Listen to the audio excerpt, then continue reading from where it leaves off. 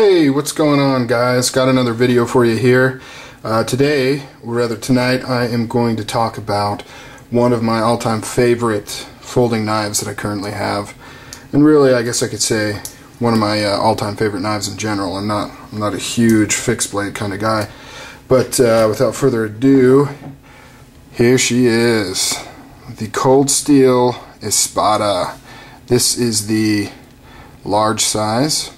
And let me just tell you, this sucker is just amazing. Really cool knife. To kick off the jams, I'm going to start with some specs on this. The blade length is a whopping 5.5 inches long. Total length open, 12.25 inches long.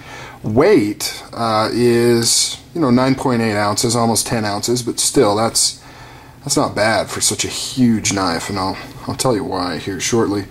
The bolsters are made out of mirror polished 7075 aluminum, and then the scales are made of polished G10. And if you look there, it's got kind of almost like a wood type pattern, like a grain to it. I really like the polished G10. Looks really nice.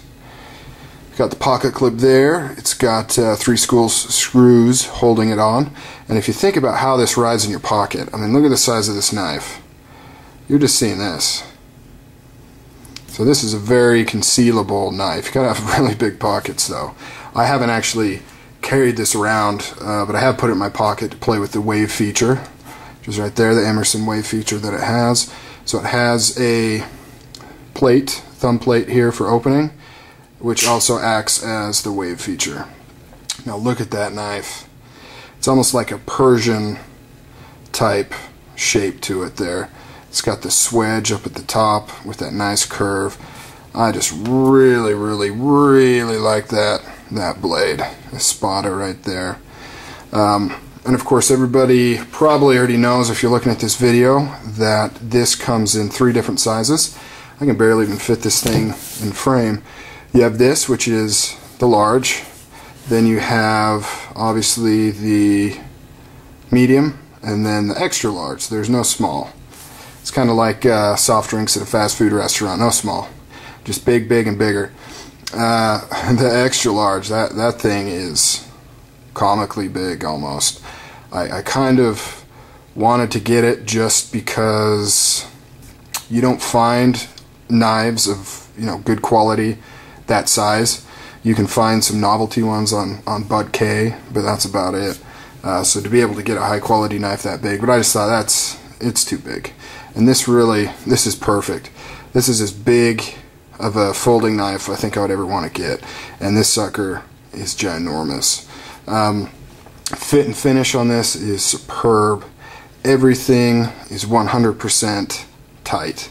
In fact, I can't believe the tolerances on this. You have absolutely zero blade play at all. Features the triad lock, which basically, if you're not familiar with the triad lock, the basic concept is this pin right there. So that whether you're putting force downward on the blade or upward on the blade, you're always putting force on this pin, and the pin is attached to the frame.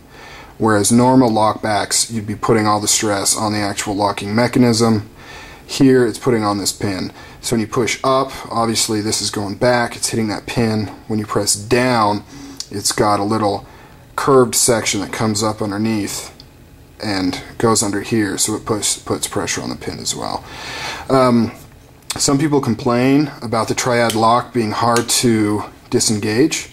I would say, based on my experience, that is absolutely false. I do own a Spartan, and the Spartan is extremely hard to unlock. So I think it's actually just a problem with the Spartan itself and not with the triad lock in general, because this one is super easy to disengage. Very little pressure, comes right undone. I have heard a trick, if you do get one that is hard to undo, if you just kind of basically leave it open like this, I mean, just try to find the sweet spot where, depending on how you have it opened, where it pushes out the most. Usually it's about like right there. I tried it on my Spartan and it seemed like maybe it helped a tad, but not a ton, not enough to really matter. Oh yeah, blade steel, I totally forgot about that. This is the Japanese AUS 8A steel. Very nice stuff. It's got kind of a high satin finish on it. I mean, this whole blade just kind of gleams. It's just really, really sweet looking. You know, I feel like I'm looking at a QVC diamond commercial or something. You know, they twitch it and make it look all bling bling. This does that effortlessly. There we go. Effortlessly. So you can grip this in multiple ways, which is kind of one of the benefits of this guy. You can choke it up here, I mean, if you want to call that choking up, or you can move back here, give yourself more blade length, or if you really want to go crazy, even more. Just depending on this right here, you can put that really in between any fingers. And, you know, I mean, this is taken a little extreme, but you could do it, I guess, if you wanted to. Otherwise, your pinky fits right in this channel, just like that. As far as the scales go, there was no reason to really texturize this. When you've got this kind of a choil, you know, and I've mentioned this on a few knives, when you have this kind of a profile on the grip, you know, where your fingers are just jammed in there like that, this thing is not going to slip. Not going to slip at all. Forwards, backwards, not going to slip. And the weight, what helps bring the weight down is these aluminum bolsters there. And actually I think it's the whole frame that's actually aluminum. I'll have to double check on that, but I'm pretty sure it's actually the whole frame that's aluminum.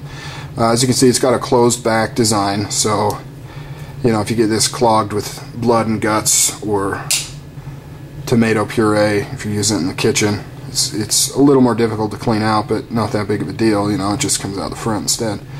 As far as opening it goes, I've got fairly good sized hands. They're not huge, but generally what I do, I've got a little spray paint on my fingers.